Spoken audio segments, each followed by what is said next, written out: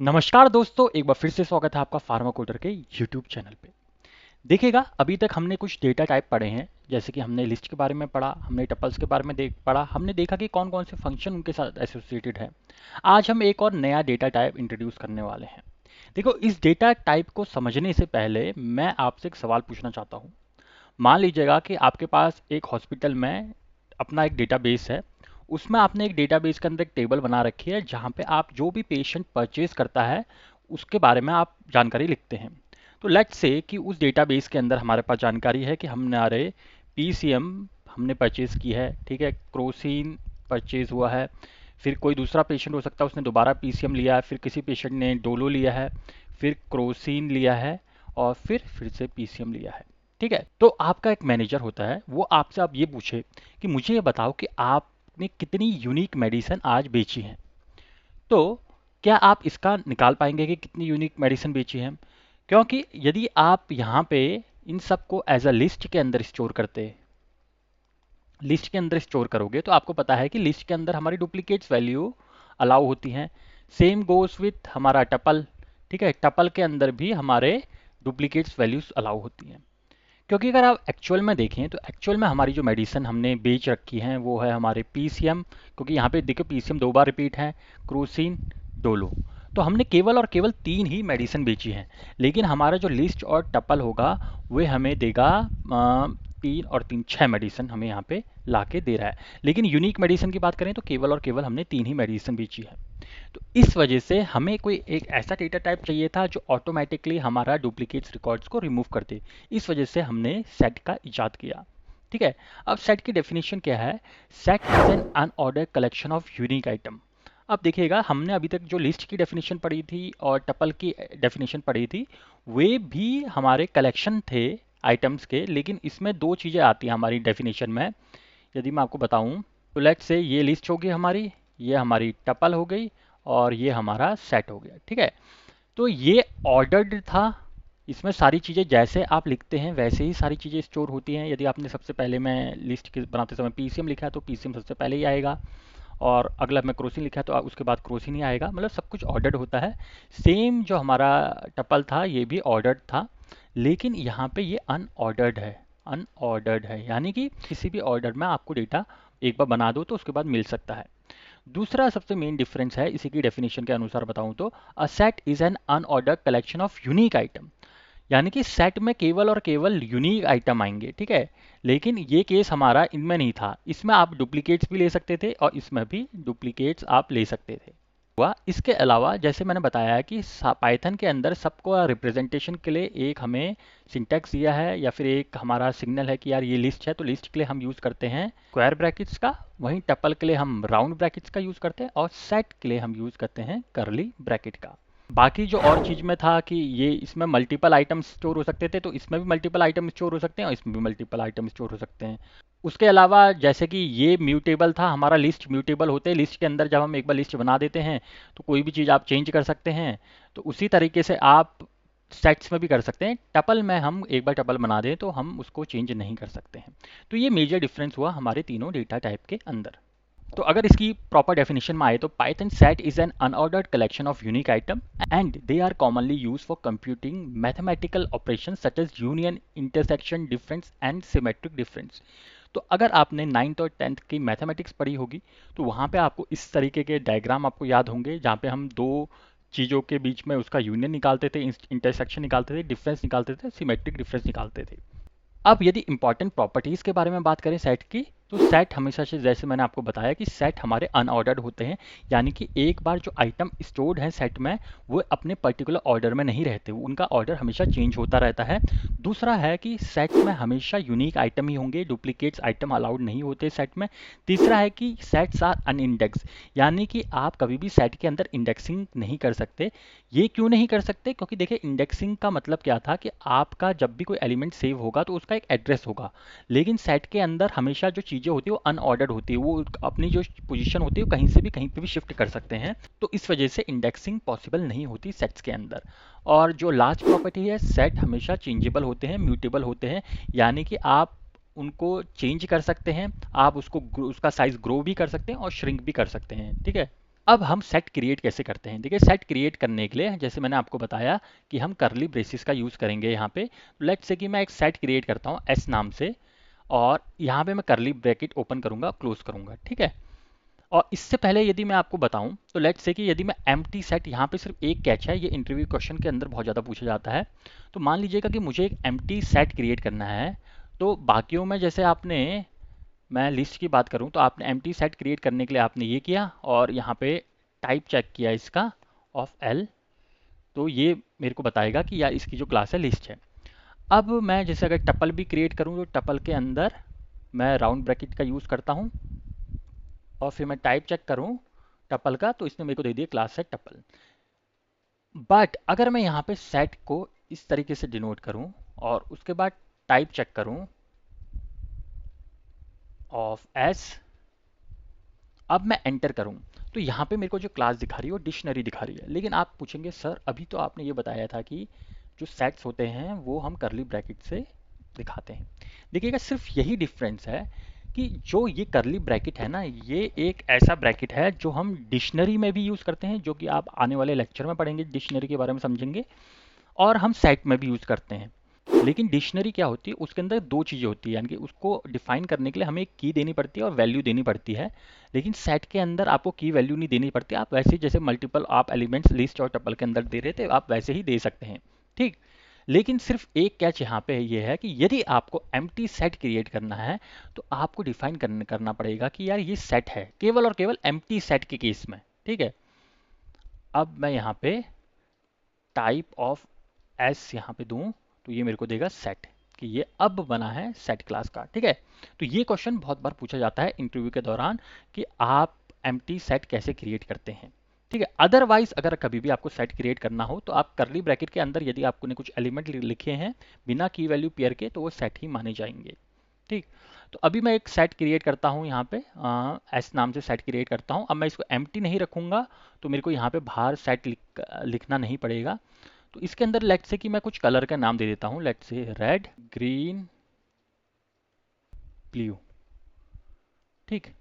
अब आपसे मैं ये अनुरोध करूंगा कि यहाँ पे आप देखिएगा कि जैसे मैंने सेट में रेड पहले लिखा है, फिर ग्रीन लिखा है, फिर ब्लू लिखा है। अब मैं इसको कॉल करता हूँ एस को, तो यहाँ पे देखिएगा मेरा रेड पहले में ही आया, लेकिन ब्लू और ग्रीन ने अपनी पोजीशन क्या की, एक्सचेंज कर दी। तो ये हमारा पहला पॉइंट था जहाँ पे मैंने बताया कि आपको सेट जो होते हैं अनऑर्डर्ड कलेक्शन होते हैं, यानी कि इनका कोई ऑर्डर मेंटेन नहीं रहता है।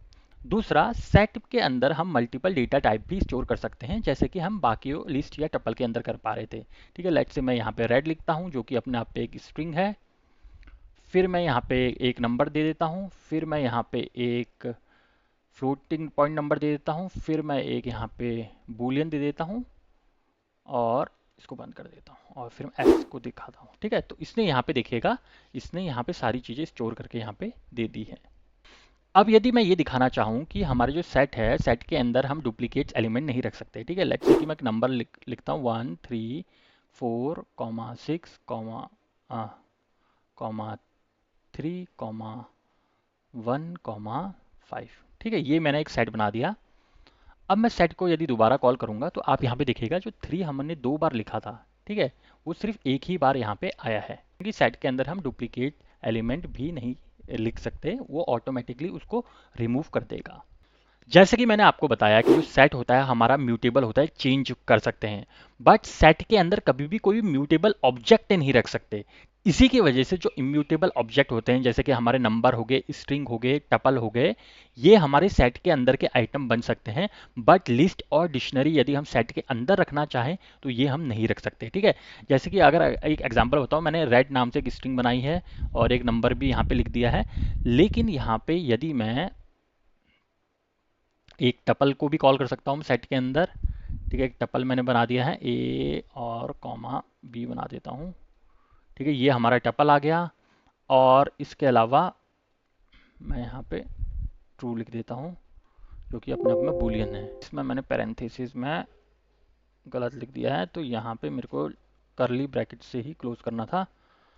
हाँ, तो देखिएगा ये वाला तो हमारा बन गया है, ठीक है। लेकिन यदि मैं इसकी जगह लिस्ट लिख देता यहाँ पे तो ये मेरे को एरर देता, ठीक है। यहाँ पे गया मैं और यहाँ पे मैं इसको सेम चीज़ को लिस्ट बना देता हूँ और फिर मैं एंटर करता हूँ। ठीक है।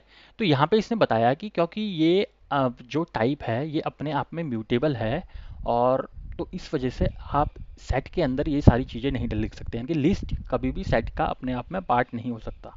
अब मान लीजिएगा कि आपके पास एक सेट है, ठीक है, और उस सेट में हमने कुछ एलिमेंट लिख रखे हैं, जैसे कि कलर के नाम लिख देता हूँ, रेड, ग्रीन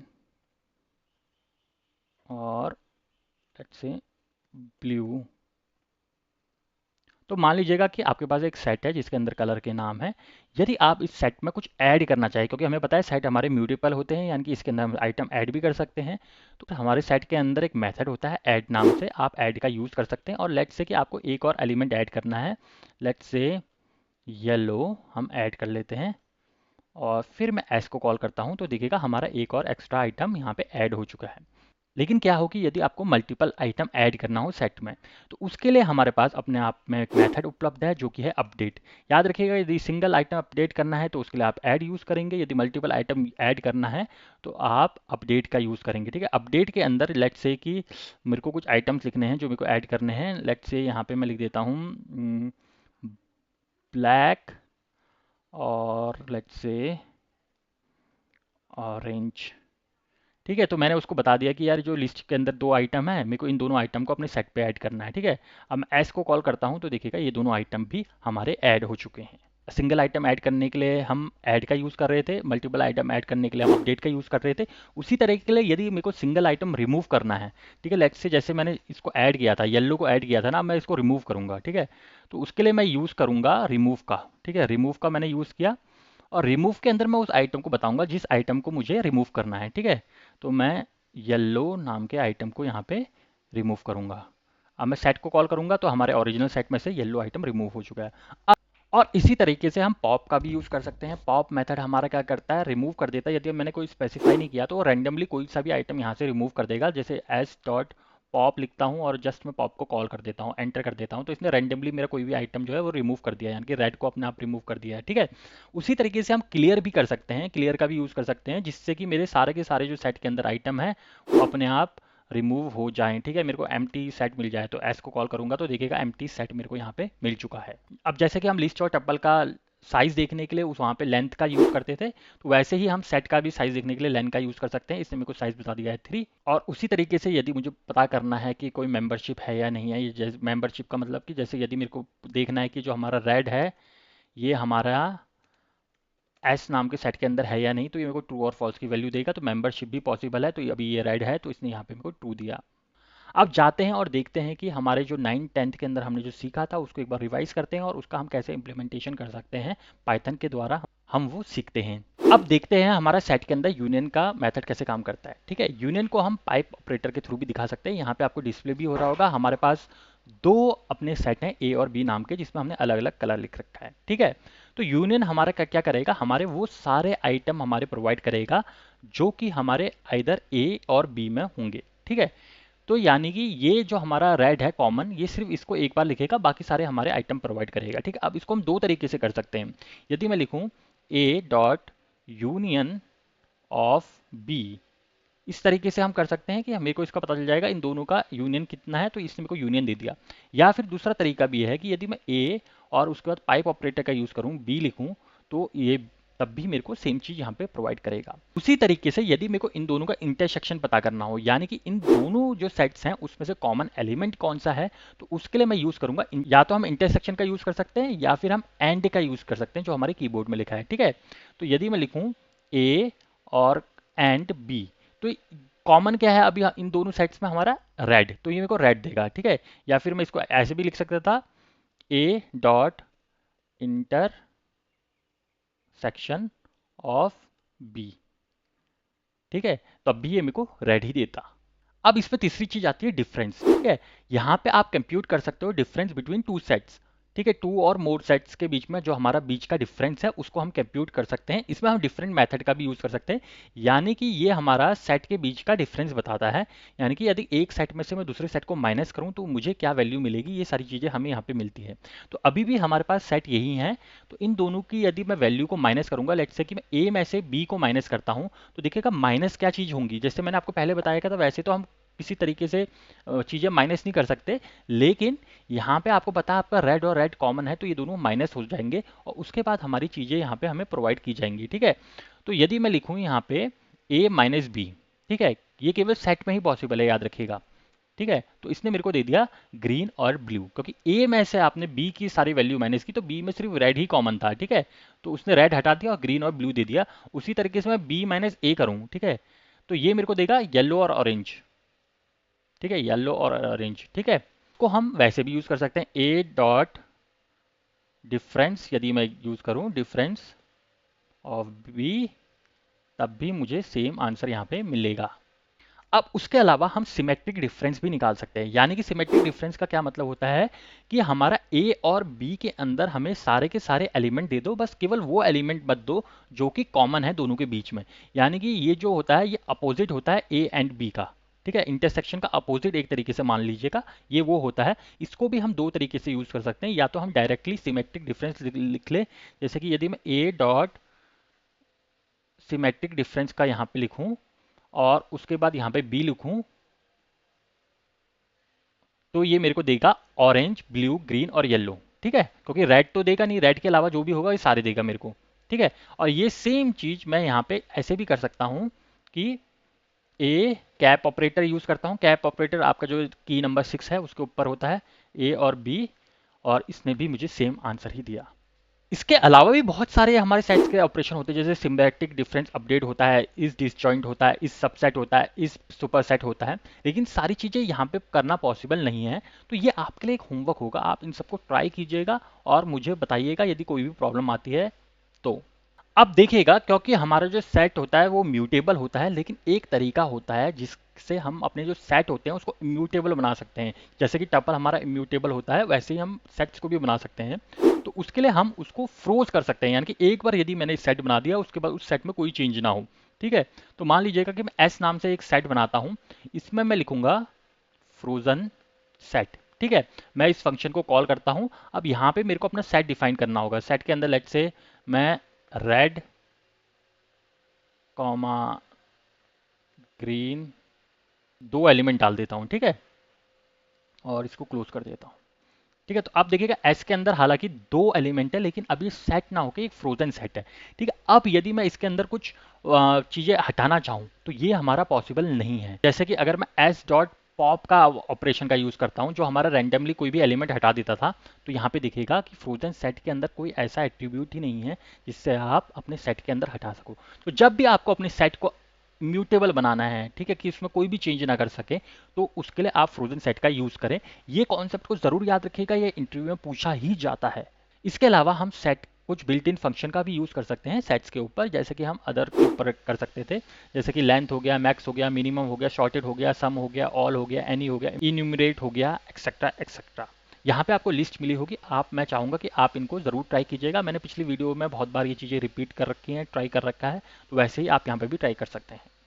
तो इसी के साथ यहाँ पे सेट के बारे में कंप्लीट हमारी वीडियो समाप्त होती है। ये वीडियो हो सकता है आपको थोड़ी सी डिफिकल्ट लगे, लेकिन आप मेरे जैसे जैसे मैं चीज़ें यहाँ पे बता रहा था उसी तरीके से आप यहाँ पे प्रैक्टिस करते रहे, और जो मैंने कमेंट के अंदर क्वेश्चन पिन कर रखा है उसको भी ट्राई ज़रूर करें, ताकि आपको पता चले कि आपकी जो तैयारी है वो कैसी सही चल रही है या नहीं चल रही है। और इसके अलावा यदि कभी भी आपके मन में कोई शक, सुझाव या शंका हो तो मुझे कमेंट पे ज़रूर बताइएगा, मैं उसका निवारण करने का अथक प्रयास करूँगा अपनी तरफ से। फार्मा कोडर को अपना कीमती समय देने के लिए बहुत बहुत धन्यवाद।